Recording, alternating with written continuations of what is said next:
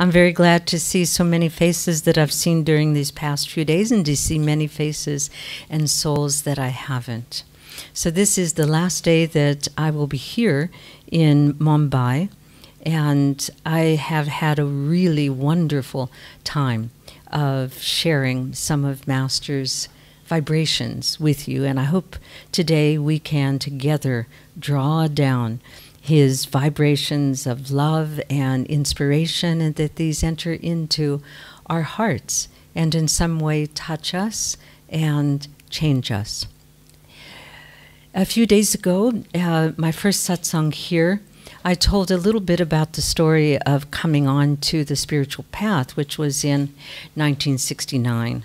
And I mentioned that for the first 3 years that I was living in the community together with Swami Kriyananda, Jyotish Devi, and other great souls, I was not sure. In fact, I was quite confused as to who my guru might be. I had arrived at Ananda in its very earliest years, and I had not read the autobiography. In fact, I didn't even know that this meditation retreat out in the forest was in some way connected with somebody called Paramahansa Yogananda.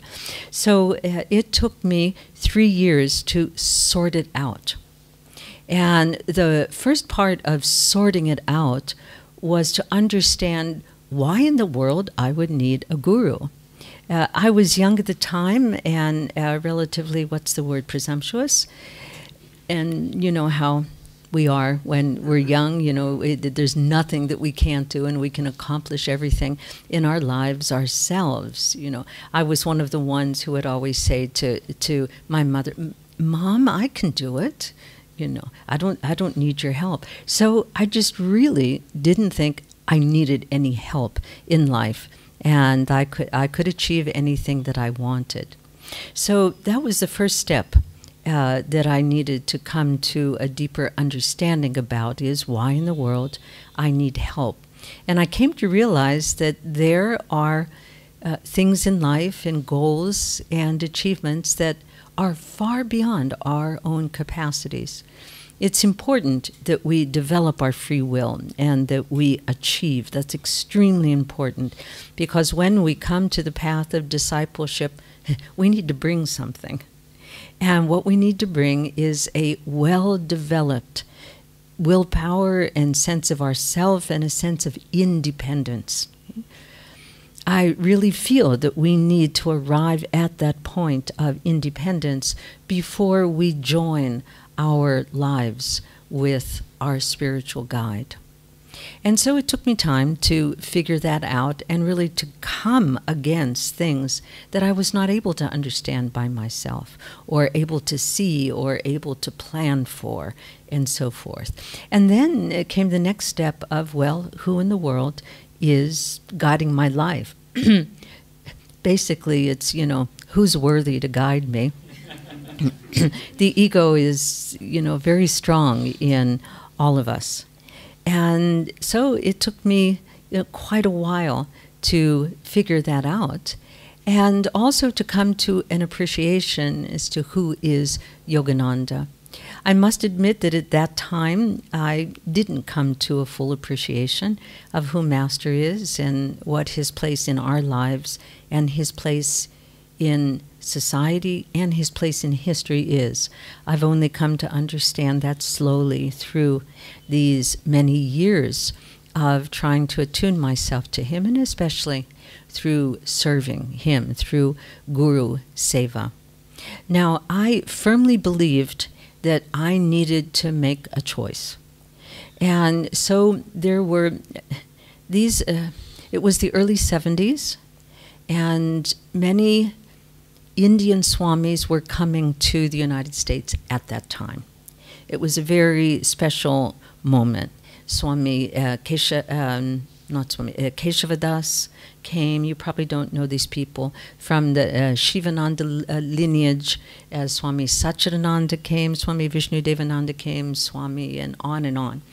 Swami Muktananda came, and they all came through Ananda, you know, because they wanted to see Ananda and also wanted to bless Ananda.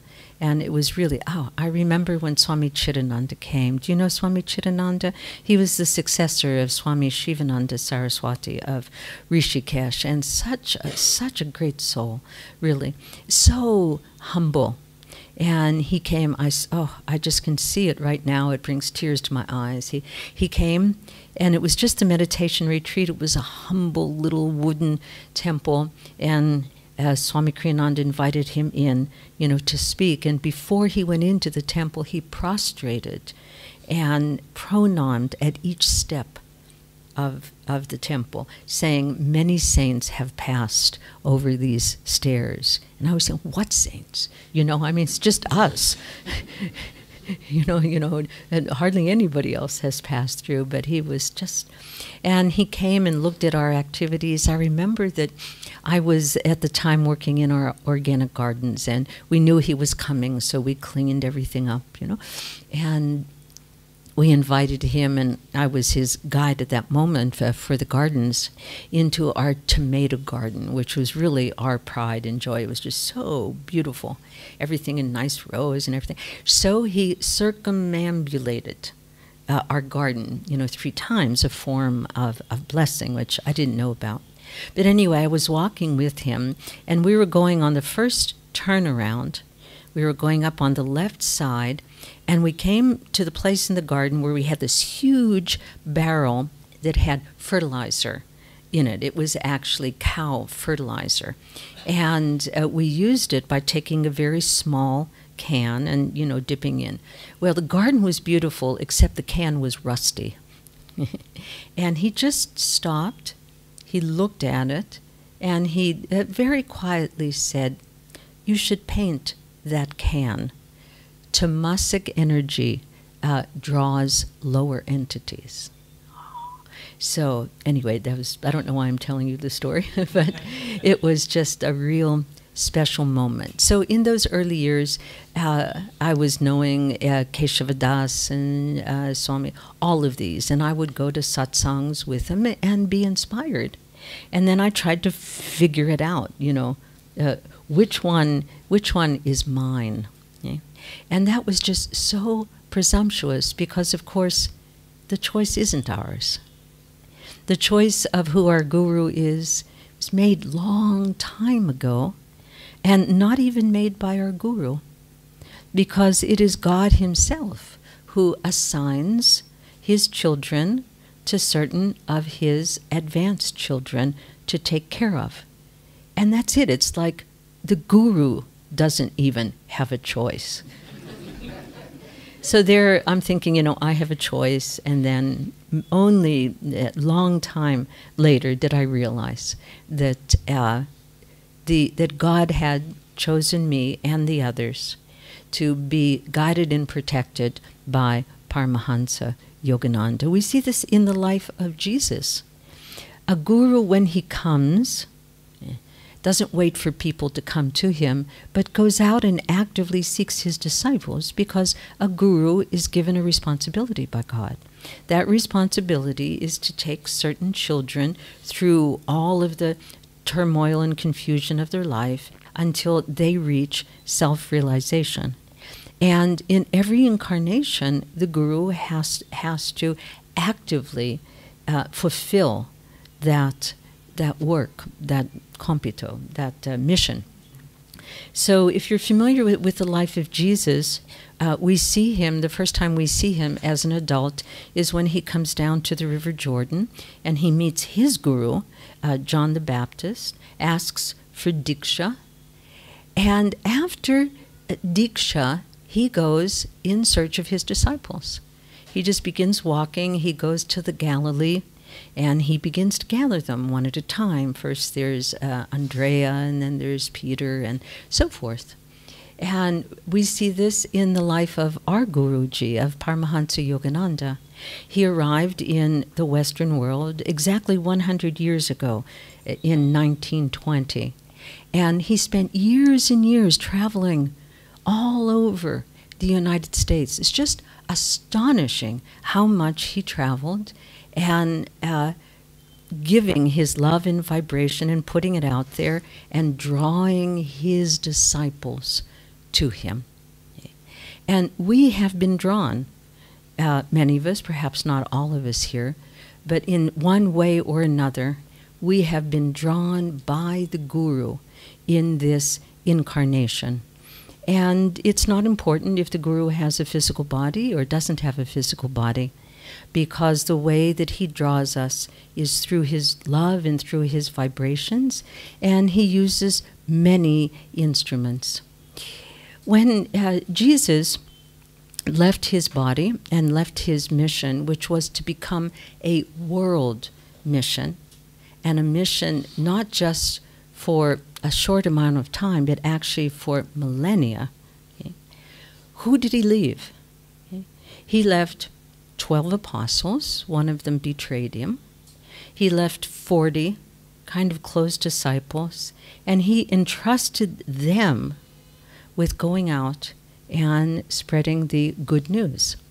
And it was through those disciples that people came to their Guru, and that continues to this day in the world of Christianity. Some of you were just perhaps on the pilgrimage to the Holy Land. Anybody here who was there at that? So quite a number of you. So you feel a bit of attunement with that. But that guru-disciple relationship gets passed down through the master's great disciples. In Italy, we have located our community near the city of Assisi, which is where St. Francis was born. St. Francis is perhaps the best known saint of Christianity, and a saint that Master said was the most highly realized. And so St. Francis, as a channel for his guru, Jesus, continues to draw disciples to him.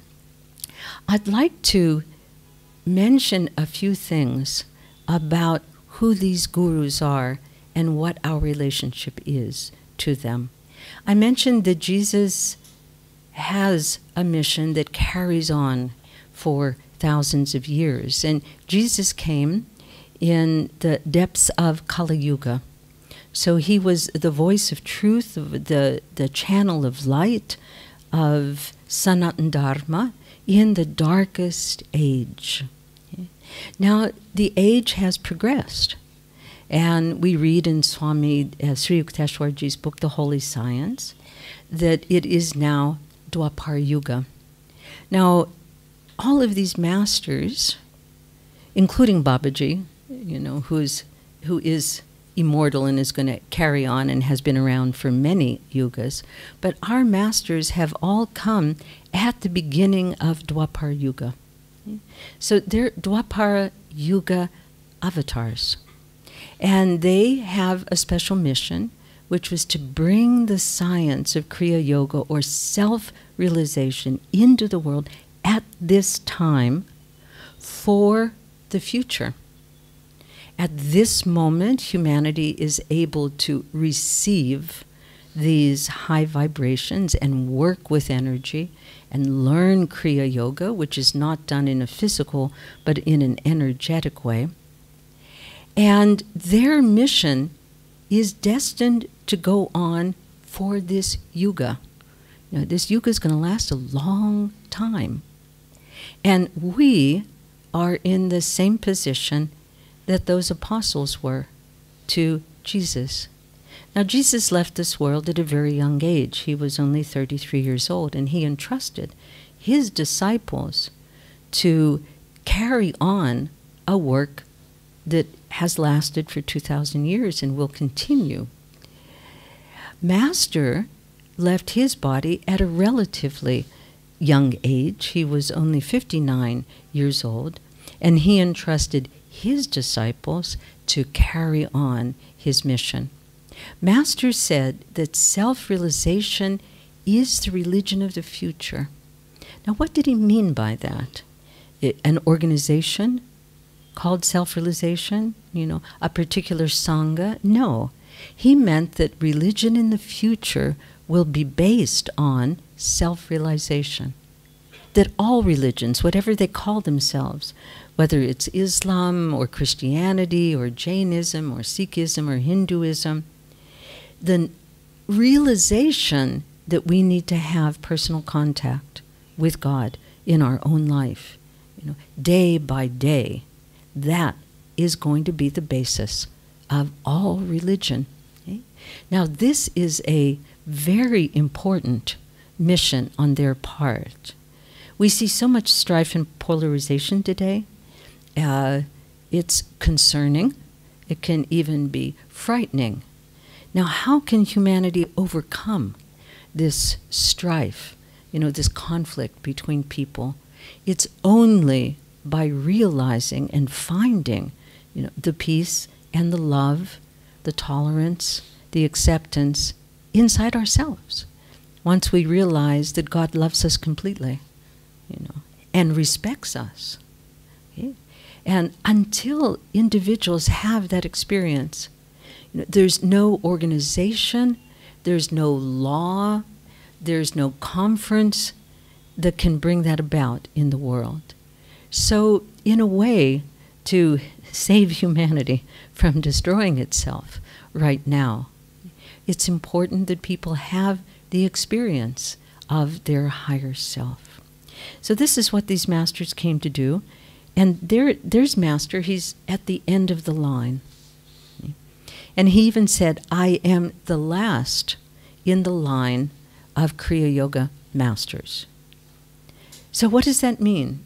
Does it mean that nobody will ever become a master after Yogananda? Well, that would be real discouraging, right? Why would we follow a path that's supposed to lead us to self-realization if there's no hope?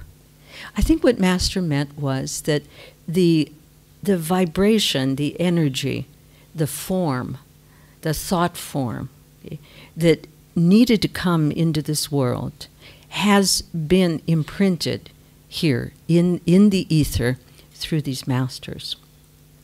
And now it's up to us. It's up to us to realize God in ourselves, to experience His love for us and to begin to share that with others.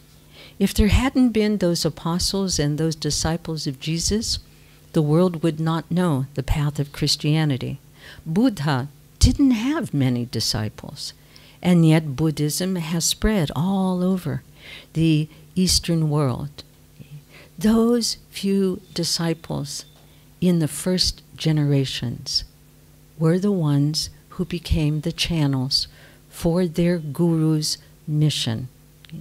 And those of us who are sitting here and sitting in many other places in the world of Yogananda's disciples, it's us.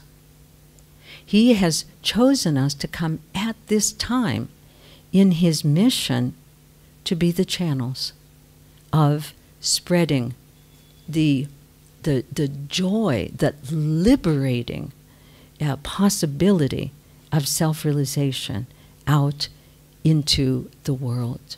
Okay. So we are the pioneers of this movement.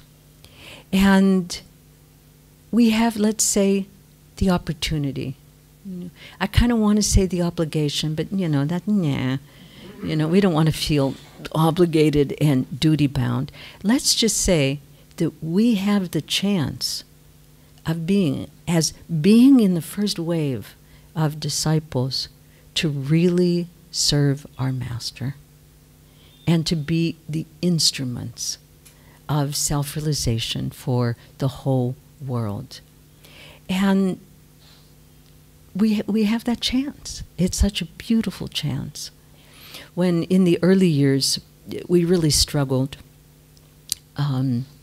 it wasn't easy establishing the Ananda World Brotherhood community, and this was one of Master's great dreams. And it was, day by day kind of slogging through mud. And Swami would say to us on different occasions when it got really rough, he was saying, it's hard right now, but you pioneers will be especially blessed. Others will come later. It'll be a lot easier. And we see that now. People come to Ananda, there's houses, there's water, there's roads, there's hot showers, I didn't even have an indoor bathroom for 10 years.